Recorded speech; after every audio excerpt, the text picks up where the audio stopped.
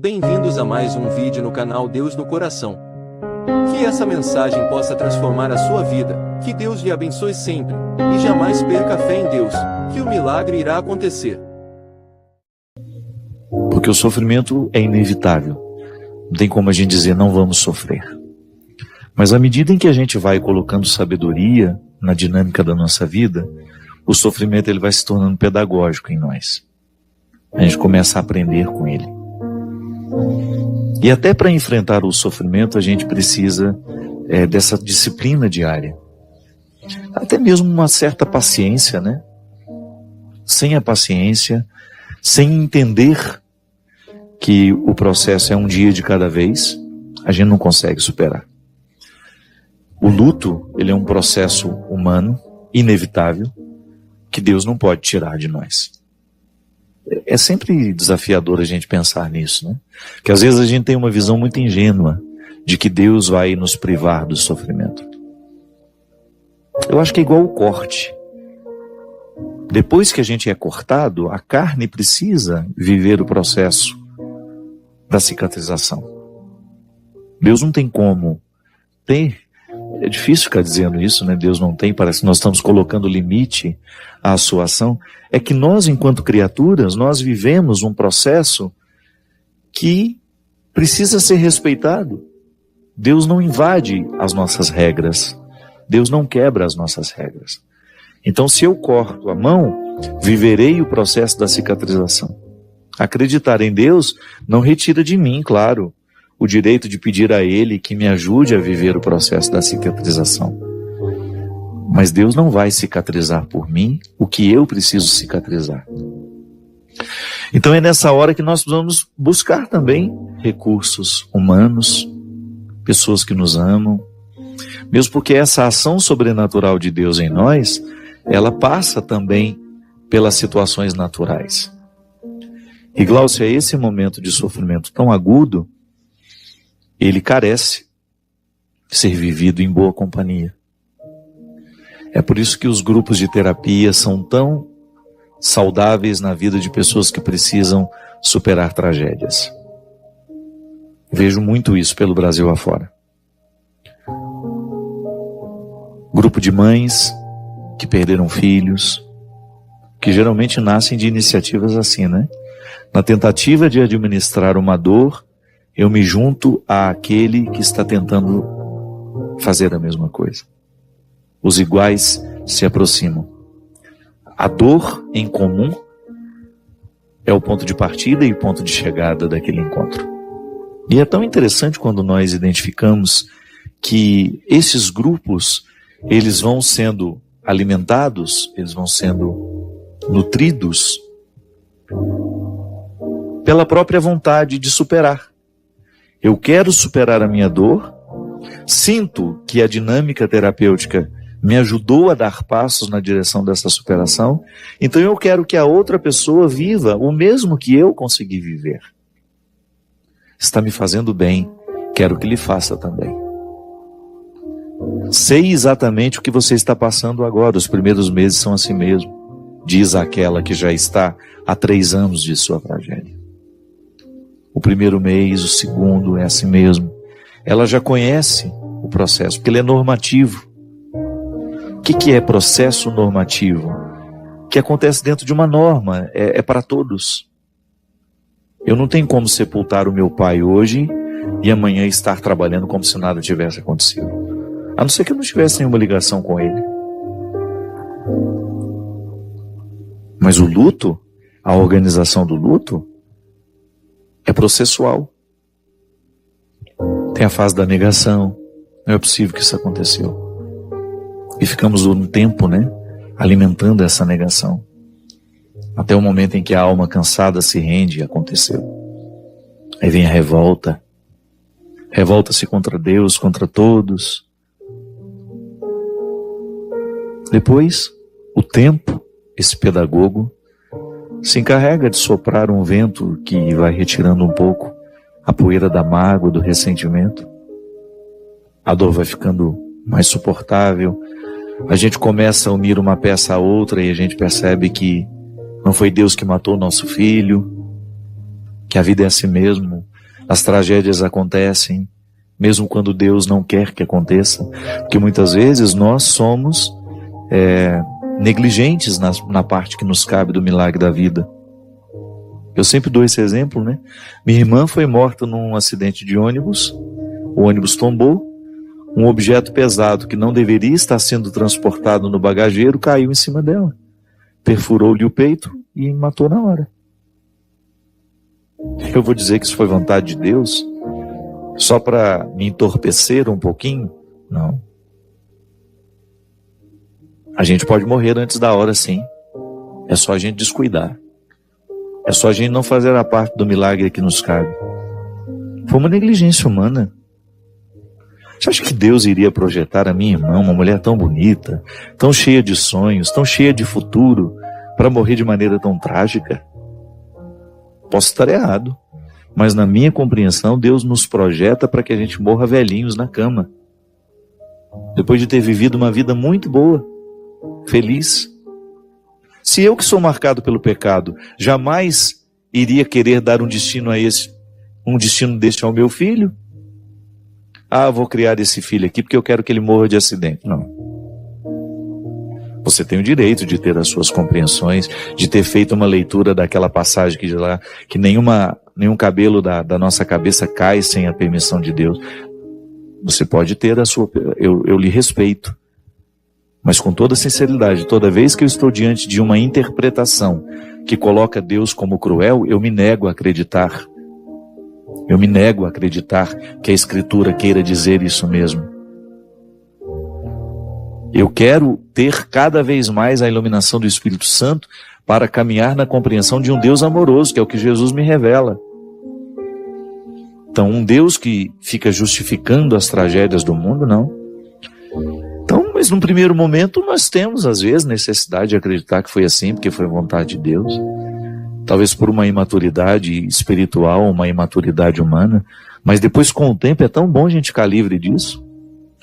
A gente sentir que Deus não é culpado. A gente alforriá-lo das tragédias. Que às vezes este é um comportamento que gera o ateísmo. Se eu acredito num Deus que é pior do que eu, e fico tentando ensinar isso aos outros, isso não passa pelo filtro da inteligência do outro, ele recusa inconscientemente o Deus que eu apresento. Sabe? Que às vezes acontece isso, né? Eu tenho que abrir mão da minha inteligência para acreditar em Deus? Não. Eu quero crer com muita consciência, eu quero crer com todos os meus recursos aguçados. Essa história de que Deus mata a gente no trânsito, porque chegou a nossa hora, eu não consigo entender. Agora, posso compreender que aquela negligência humana se torna para mim um ponto de reflexão para ajudar a orientar a minha conduta daqui para frente, porque é tão natural isso em nós, né? Você que quando deu à luz, você que me assiste, que é mãe, você sabe exatamente o que eu estou falando. Você olha para o seu filho, você consegue em alguma hipótese do seu amor, querer um futuro trágico para ele? Não. Mas por que a gente pensa isso de Deus, então?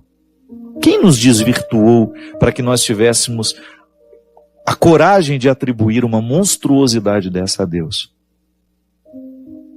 E se você escuta isso, que Deus quis aquela tragédia, não soa estranho para você? Não parece que nós estamos dando crédito a uma fé que encurralou Deus dentro de um contexto de crueldade que não o pertence? Como é que a gente vai se deparar isso com essa história que o Evangelho nos apresenta o tempo todo, Deus querendo a vida? Se escolhes, né? Em Êxodo já tem essa passagem que depois é trazida de outra forma no Novo Testamento. Diante de ti ponho a vida e ponho a morte, mas tens que saber escolher. Se escolhes matar, também morrerás. Se deixas viver, também viverás. Então vive e deixa viver. É o conselho da Sagrada Escritura. Vamos optar pela vida. Mas então vamos libertar Deus dessas cadeias cruéis que nós o colocamos. Não há necessidade disso. Eu, quando não sei o que falar, eu fico calado. Falar idiotices em nome de Deus? Quantas vezes eu precisei estar nos velórios de mães sepultando seus filhos? Eu não tenho coragem de abrir a boca para poder qualquer coisa, para dizer qualquer coisa que venha entorpecer ou fazer uma propaganda negativa de Deus naquela hora. É melhor a gente dizer, é mistério. Não sabemos compreender. Estamos sofridos e pedimos a Deus que neste momento nos ajude a sofrer. É isso, Glaucio. Vai permitindo que a mão de Deus seja delicadamente colocada nas suas, assim, ó, da mesma maneira como um amigo precisa de uma mão amiga lhe segurando no momento da dificuldade. Permita que Deus lhe ofereça isso. Pode ser que Ele não lhe dê a resposta hoje, mas Ele lhe dá a sua mão. E posso lhe dizer uma coisa? Entre receber a resposta de Deus e receber a sua mão, eu prefiro receber a sua mão. Porque eu sigo sem saber por que aconteceu. Mas eu sigo em paz. Porque comigo é assim o tempo todo. O tempo todo, na minha experiência de ser quem eu sou, eu preciso lidar com realidades obscuras do meu temperamento, do temperamento do outro, da minha vida, da vida do outro. Eu não tenho resposta para tudo. Agora eu descubro no meu dia a dia aquilo que pode ser desvendado para me ajudar a ser melhor, para me ajudar a superar, para poder ultrapassar o contexto do convencional, daquilo que eu já achei de mim, sabe? E ir buscando a minha melhor versão, tendo cada vez mais esse Deus livre desses fardos horrorosos que nós colocamos sobre Ele. Foi a vontade de Deus aquela tragédia. Deus quis assim. Eu acho que não precisamos ficar fazendo isso para a gente poder acreditar. Sabe, é mais maduro da nossa parte, é mais honesto a gente assumir a responsabilidade e a gente enfrentar o processo. A cura que vem aos poucos. A alma está ferida? Está sentindo que está incômodo? Preste atenção naquilo que lhe incomoda. Preste atenção naquilo que está ferido. Crie ritual de cura. Engraçado, gente, o próprio Espírito nos diz o que a gente deve fazer. O luto não é outra coisa senão o processo de ouvir a voz do Espírito em nós, nos dando até a dar o direito da revolta. É humano? Deus não vai nos privar do que é humano. Agora, a minha vida espiritual vai me dando consciência disso. E você vai galgando os degraus dessa superação. Isso é fazer o que Tiago estava dizendo na carta. Viver a provação, viver a luta, certos de que uma vitória nos espera. Ninguém fica desamparado depois de ter combatido o bom combate. Porque o reconhecimento a gente experimenta na alma, não é de fora.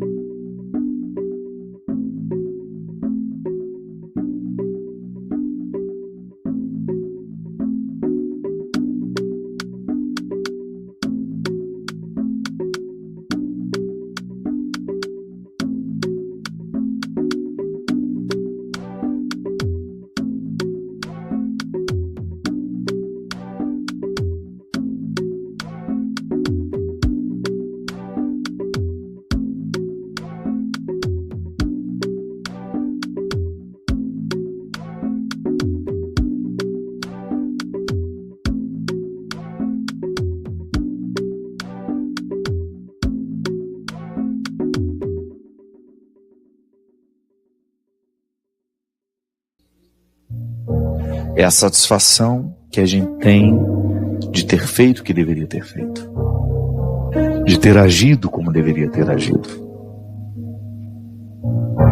É isso que vale. Ao final de tudo, é isso que vai contar. A A coroa da vitória, a coroa da vida, é essa satisfação que experimentamos interiormente de estarmos no caminho certo. É o que eu lhe desejo. Que você tenha coragem de mexer na estrutura da sua vida, modificar o que você precisa modificar, disciplinar-se no que você precisa disciplinar-se, para que você tenha direito de desfrutar de uma vida de qualidade aqui. A eternidade é consequência. Derrame sobre nós a bênção e a proteção do céu, do Deus Todo-Poderoso, Pai, Filho e Espírito Santo. Até a semana que vem, se Deus quiser. Obrigado pela sua companhia. Derrame sobre nós a bênção do Deus Todo-Poderoso, Ele que é Pai, Filho e Espírito Santo. Amém. Que Jesus ilumine o seu dia. Inscreva-se, curta, comente e compartilhe para que essa mensagem possa ir mais longe e chegar ao coração de mais pessoas.